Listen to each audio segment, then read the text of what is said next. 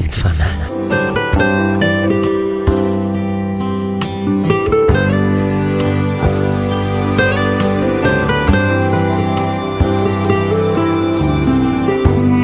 Ny tompo izay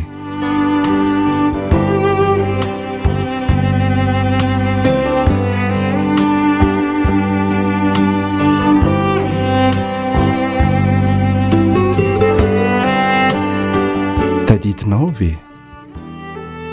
ilay fotoana indray mandeha nanomezanao azy na dia indray mipika na nalana ny etaetany na dia rano mangatsiaka any hoe mba nosotroiny ka nahafa-po ny fony tamin'iny oriny ny tompo iny la ianao nalala tanana nahafohy ny fanana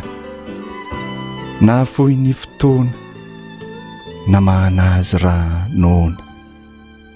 fony izy fanompanina ka tsy nanana hoanina tamin'izay fotoana izay ny tompo izay fony izy tazanao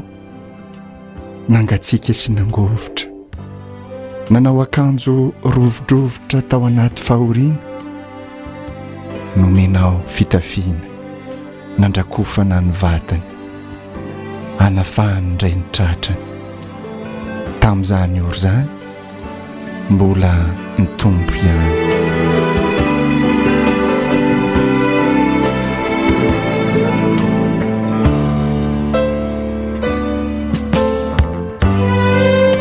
Tsy izay ihany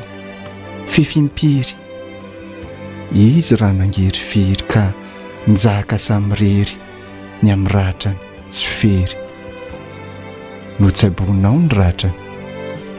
no fihininao ny tratrany tamin'ireny rehetrareny mbola ny tompo reny fony izy nandondona naniry ny ampandrosoana sy mba hiditra ao an-trano dia notoloranao